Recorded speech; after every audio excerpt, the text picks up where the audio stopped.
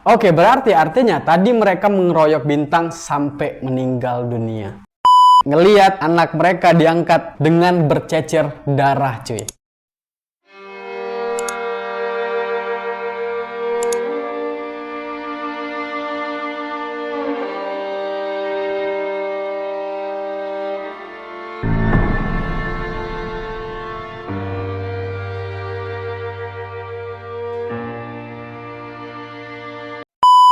Hai semuanya, it's me again. Kembali lagi bersama gua Ari Rahmadi. Gimana nih puasanya? Lancar kah? Gua doain kita semua puasanya lancar sampai akhir ya. Dan semoga amal ibadah kita selama bulan Ramadan ini diterima sama Allah Subhanahu wa Ta'ala. Amin ya Rabbal Alamin. Oke cuy, berhubung ini bulan Ramadan, gua mau bahas kasus yang belum lama ini terjadi, yang bakal bikin kesal seluruh umat Islam di Indonesia. Karena telah mencoreng salah satu tempat pendidikan anak yang gak asing buat umat Islam di Indonesia, yaitu pondok pesantren. Dan kasusnya, kasus perundungan anak di pesantren Kediri yang sampai menyebabkan korbannya ini meninggal dunia cuy. Gue yakin mungkin sebagian dari kalian udah pernah denger berita ini, cuman gue mau up aja karena ini penting banget. Jadi gue denger ini tuh kayak geram aja cuy dengan kasus-kasus kayak gini, karena belakangan marak banget terjadi perundungan anak. Padahal pesantren itu dari dulu terkenal banget salah satu tempat pendidikan anak yang gue bilang bagus cuy. Karena anak-anak yang keluar dari situ selama ini kayak pinter-pinter, terus mandiri, terutama ilmu keagamaan Islamnya pasti lebih dari sekolah umum. Nah tapi dengan kejadian kayak gini nih, kejadian perundungan ini atau senioritas dan segala macamnya, takutnya malah bikin orang tua di luar sana tuh jadi takut buat nitipin anaknya ke pesantren cuy. Yang padahal niat pesantren tuh kan bagus men. Jadi makanya kita up aja lah kasus kali ini biar ya siapa tahu viral, biar pesantren-pesantren di Indonesia tuh makin ketat lagi dalam mengawasi keselamatan murid-muridnya, baik fisik maupun mental dan terutama nyawa cuy. Dan minimal pondok pesantrennya tuh berizin lah men. Karena usut punya usut nih, pesantren tempat kejadian ini itu tidak ada izinnya men. Maka dari itu kita kupas di segmen kali ini di tim pencari fakta. Jadi korban yang malang almarhum ini bernama Bintang Balkis Maulana. Kita sebut aja Bintang. Nah si Bintang ini sebenarnya asalnya tuh dari Banyuwangi men. Jadi si almarhum ini ceritanya merantau dari Banyuwangi ke Kediri untuk mondok di sana, mencari ilmu agama pula. Nah tapi nih saat menempuh pendidikan di sana, diketahui almarhum ini kerap kali dirundung sama senior-seniornya. Yang salah satu senior yang merundung si Bintang ini bahkan adalah sepupunya sendiri cuy.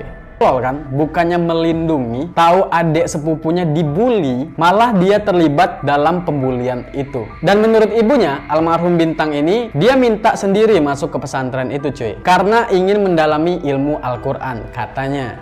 Yang bawa Bintang ke pondok pesantren siapa ya Bu? Iya, Bintang yang minta mondok sendiri. Oh dia pengen mondok. Iya. Alasannya apa dulu Bu? Kepingin mondok mah, aku kepingin belajar Al-Quran, intinya mendalami begitu. Kalau emang iya kayak niat dia baik banget cuy. Nah, menurut pengakuan ibunya si Bintang nih, Bintang ini ada pernah dapat sertifikat, semacam sertifikat menang lomba gitulah. Jadi dia kalau mau masuk sekolah negeri, itu nggak bayar. Ibunya bilang kayak gitu ke Bintang. Tapi malah anaknya kekeh mau masuk ke pesantren. Karena dia mungkin punya pemikiran sendiri lah. Ilmu yang dia mau pelajari itu mungkin nggak bisa dia dapetin di sekolah umum atau sekolah negeri pada umumnya. Nah, tapi nih ada juga informasi yang beredar, yang gua temuin di YouTube dan juga di internet. Katanya Bintang ini masuk pesantren karena si ibunya ini kerjanya tuh jauh cuy, yaitu di Bali. Dari Bali ke Banyuwangi itu kan lumayan banget men. Dan kalau emang alasannya itu juga ya kayak masih bisa diterima lah ya. Mungkin pikir si ibu daripada gak ada yang ngurusin, mending masuk pesantren aja. Kayak di sana juga sekalian dia belajar mandiri. Dan dimasukinya Bintang ke pesantren itu juga atas dasar karena ada abang sepupunya di situ yang terlibat tadi. Nah, jadi si ibunya ini percaya banget sama abang sepupunya karena menurut ibunya si abang sepupunya itu udah kayak anaknya sendiri cuy. Ini miris banget men. Miris banget. Dan si Bintang bersekolah di pesantren itu kurang lebih dalam waktu 6 bulan cuy. Berarti hitungannya kisaran setengah semester dia bersekolah di pesantren itu. Sampai pada akhirnya keluarga mendapatkan berita yang sangat-sangat menyayat hati men, atas kepergian putra kecil mereka cuy. Jadi dia dapat kabar dari pesantren bahwa putranya udah nggak ada. Gua bisa bayangin perasaan si ibu pasti sedih banget. Dia kerja jauh, anaknya dimasukin pesantren, tiba-tiba dapat kabar dari pesantren anaknya udah nggak ada, kayak pasti sedih banget men. Nah balik ke kasus pembulian ini, ibunya Bintang bilang selama dia di situ di pesantren itu, si Bintang ini nggak pernah mengeluhkan apapun cuy. Jadi kayak seolah-olah semuanya tuh baik-baik aja. Dan selama dia di situ juga, ibunya almarhum ini, si ibu Bintang ini kerap kali kontak-kontakan sama pihak pesantren, dan dia tuh semacam dimasukin ke grup pesantren itu. Karena kan kalau mondok nih, mungkin dia nggak bisa kontak-kontakan tiap hari sama anaknya si Bintang ini. Jadi kayak ada batasannya lah, mungkin pada saat libur aja. Iya. Baik-baik aja awalnya. Iya, baik-baik aja. Dia senang sekali. Oke. Meskipun sakit, sering sakit itu kena kudis apa-apa itu, dia tetap semangat anaknya. Kontak-kontak. Selalu saya kontak sama pihak pondok, sama ibunya ini langsung. Terus saya juga dimasukin ke grup langsung, ke grup sekolah Bintang. Berarti tidak kontak langsung. Kalau kontak langsung masih nunggu hari libur, biasanya hari Jumat. Oh jadi hari libur baru boleh. Iya, baru boleh. Oke. Jadi semuanya baik-baik aja nih. Baik-baik aja. Nah tapi dari Bintang sendiri justru malah nggak ada keluhan sama sekali awalnya. Padahal Bintang ini kerap kali dirundung kan. Nah dugaan gua mungkin si Bintang ini kayak takut, mungkin diancam dan segala macam. Jadi dia nggak berani ngadu karena mungkin ya dia diancam. Nah sampai pada akhirnya nih si Bintang ini udah nggak kuat lagi. Yang tadinya dia nggak pernah ngadu sama sekali atas perundungannya, mungkin karena dia nggak kuat lagi, ngadulah dia ke ibunya. Pada hari Selasa, 20 Februari 2024, si Bintang ini pada akhirnya memberanikan diri untuk video call sama ibunya. Dan saat itu, untuk pertama kalinya, Bintang mengeluh dan mengadu kepada ibunya tentang situasi dia di dalam pesantren itu. Yang mana Bintang bilang kalau dia ini sebenarnya lagi sakit cuy, tapi tetap disuruh bekerja. Gua nggak tahu ya, nggak ada konfirmasi jelas disuruh bekerjanya ini sama pihak pesantren atau senior-senior itu. Nah tiba-tiba nih saat video call itu, pada saat dia lagi cerita, lagi ngadu itu, sang ibu ini tiba-tiba mendengar suara anak laki-laki yang meneriaki Bintang. Pokoknya intinya dia suruh Bintang cepat matiin video call itu. Dan ibunya bilang kalau di video call itu, pada saat dia lagi video call itu, dia dipanggil, dia nggak ngelihat wajah anak laki-laki yang meneriaki Bintang itu. Dia cuma denger suaranya aja men. Dan pas dengar suara itu, Bintang nih kayak langsung ketakutan cuy. Dan buru-buru matiin video call ibunya. Situasi kayak gitu ibunya pasti khawatir lah ya kan. Nah lalu nih beberapa saat kemudian Bintang ini mengirim pesan lagi ke ibunya. Ini isi chat bikin gua merinding banget sih, karena si Bintang ini kayak gak kuat lagi berada di ponpes itu. Dia berkali-kali minta jemput ke ibunya dan ibunya bilang gak bisa jemput saat itu juga. Dan chat inilah yang kemarin sempat bikin banyak netizen menyalahkan ibunya, yang padahal mungkin menurut gua ya ibunya ini pasti punya alasan cuy, kenapa gak bisa jemput Bintang pada saat itu juga, di hari itu juga. Nah inilah alasan ibunya. Setelah itu dia chat, "Ma, tolong minta jemput itu." Terus gimana nak, mama ada anak kecil nggak bisa. Langsung ngechat lagi, biasanya seperti itu. Dua kali Bintang yang minta seperti itu, tapi besoknya telepon lagi setelah itu. Saya chat terus, ternyata nggak dibales. Udah khawatir saya, pasti dia nelpon lagi nantinya, saya bilang seperti itu. Sampai saya chat panjang itu kan nggak ada balesan. Nah besoknya itu telepon lagi. Besoknya telepon lagi, itu hari Rebo malam Kamisnya telepon lagi. 2 hari? Enggak, besoknya. Oke. Besoknya telepon lagi. "Mama, nggak usah dijemput. Aku sebentar lagi libur tanggal 17 ya Mama. Aku nggak sempat jemput. Sebentar lagi aku pulang. Tanggung Mama pelajarannya." Ya udah Mama. Mama, assalamualaikum. Udah gitu aja. kalau ibunya ini bekerja di Bali. Dari Bali ke Kediri itu kan lumayan jauh cuy, memakan waktu berjam-jam. Gak bisa dong hari itu anaknya minta jemput, dia langsung jemput kayak gitu aja. Mana lagi dia kerja kan, gak bisa main pergi-pergi aja. Harus izin segala macam. Makanya di chat itu ibunya sempat bilang ikut naik travel aja. Oke, sekarang kita lanjut ke after dia dipanggil tadi ya. Karena kan tadi dia lagi video call terus dia dipanggil sama anak laki-laki. Nah ternyata nih cuy, pas dia dipanggil tadi, itu dia lagi dipergokin men. Ternyata dia dipergokin menelpon ibunya cuy. Dan dia langsung ditemui pelaku-pelaku saat itu yang berjumlah 2 orang. Mereka langsung menginterogasi Bintang mengenai apa yang diadukan Bintang ke ibunya tentang mereka dan juga pesantren. Berarti bisa disimpulin kalau mereka ini sempat nguping dan sempat mengintai Bintang pada saat Bintang sedang video call sama ibunya cuy. Nah karena mereka ini kerap kali menyakiti dan merundung Bintang, mereka menanyakan apakah Bintang mengadukan semua kelakuan mereka kepada ibunya. Dan di sini kelihatan mereka ini agak panik ya. Nah tapi nggak tahu nih si Bintang ini menjawab apa. Tapi jawaban Bintang ini yang jelas bikin mereka ini kesal cuy. Dan di saat itu juga kedua pelaku ini menganiaya Bintang karena kesal dengan jawaban Bintang cuy. Yang nggak dijelasin apa jawaban Bintang ini. Jadi intinya Bintang langsung dianiaya pada saat itu juga. Dan beberapa saat kemudian datang lagi 2 pelaku lainnya yang juga ikutan untuk menganiaya Bintang. Jadi total orang yang menganiaya Bintang di saat itu ada 4 orang. Dan dikeroyoklah Bintang saat itu cuy oleh keempat orang itu sampai Bintang mengalami luka yang sangat serius di sekujur tubuhnya. Lo bisa bayangin anak umur 12 tahun dikeroyok sama anak-anak yang notabene tuh lebih tua dari lo, lebih senior daripada lo. Satu aja mungkin kayak sakit banget cuy, apalagi ada 4 orang, lo bayangin tuh. Nah gak lama kemudian nih datanglah santri-santri lain untuk melerai atau memisahkan mereka. Nah jadi kalau gak dipisahin nih, kemungkinan besar pelaku-pelaku ini terus aja mukulin Bintang. Dan setelah mereka selesai memukuli Bintang, dan saat itu mereka melihat Bintang, keadaan Bintang sudah terluka sangat parah men. Jadi di sini kita ambil kesimpulan kalau mereka ini kesetanan aja gitu mukulin Bintang, mereka berempat ini. Sampai mereka sendiri gak sadar kalau Bintang ini udah terluka sangat parah cuy. Dan paniklah keempat pelaku ini. Karena mereka melihat Bintang tuh udah luka parah banget men. Berarti mereka gebuknya tuh emang sekuat hati kan. Dan mereka panik, dan gue simpulin pada saat itu Bintang kayaknya dalam keadaan kritis cuy. Dan sesampainya di rumah sakit, nyawa Bintang sudah tidak tertolong lagi cuy. Oke, berarti artinya tadi mereka mengeroyok Bintang sampai meninggal dunia. Nah di sini belum ada berita yang gue temuin ya. Pas mereka membawa Bintang ke rumah sakit ini, pihak pesantren itu sebenarnya tahu atau enggak, atau tersangka-tersangka ini memang berinisiatif aja untuk membawa Bintang ke rumah sakit tanpa sepengetahuan pihak pesantren. Itu beritanya masih simpang siur cuy, belum ada keterangan dari kepolisian. Pokoknya Bintang ini dibawa ke rumah sakit dan dokternya bilang kalau Bintang ini nggak tertolong lagi cuy. Dan lo pasti tahu lah kan gimana paniknya pelaku-pelaku ini karena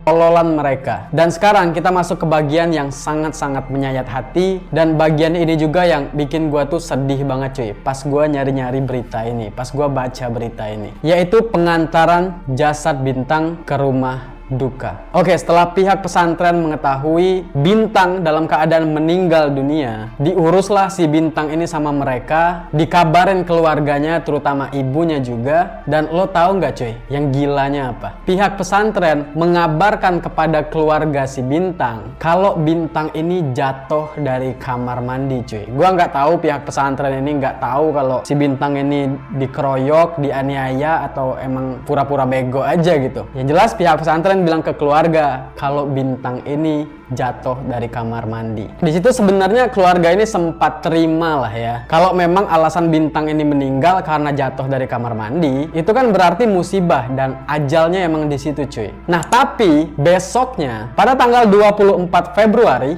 jenazah Bintang tiba di rumah duka, diantarkan oleh pihak pesantren, perwakilan pesantren. Lagi-lagi pihak pesantren menjelaskan ke keluarga kalau Bintang ini jatuh dari kamar mandi. Tapi anehnya, jenazah Bintang sudah dibungkus rapi sama mereka dengan kain kafan. Nah, ini kan aneh nih. Itu kan harusnya hak buat keluarga dong. Nah, bener aja nih cuy, saat jenazah Bintang diangkat, pas jenazah Bintang ini diangkat, terdapat ceceran darah yang keluar dari keranda jenazah cuy.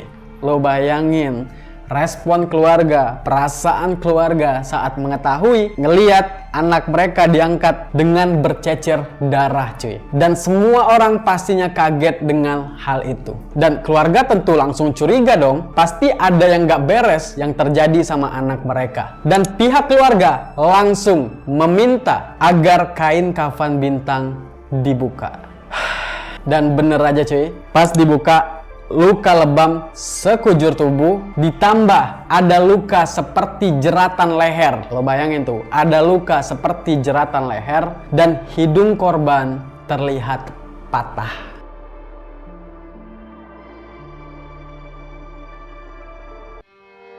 Aduh, ada darah jatuh di depan kamar, di depan ruangan tamu. Darahnya jatuh. Aduh, kenapa ini? Kenapa ini? Langsung bilang gitu. Cepat anak saya turunkan, anak saya turunkan. Turunkan anak saya mau buka, turunkan. Saya bilang gitu, turunkan, saya mau cium anak saya. Langsung itu nggak usah dibuka, katanya satu pihak pondok, jangan dibuka karena udah disucikan. Sudah disolati, jangan dibuka. Enggak, saya harus sentuh karena saya ibunya yang melahirkannya. Enggak najis anak saya, enggak najis. Langsung dibuka. Ternyata sebagian itu ada yang ditutupin kapasnya, yang paling parah yang ditutupi kapas. Langsung keluar darahnya dari sini. Saya ambil darahnya itu, saya ambil. Mari muncul.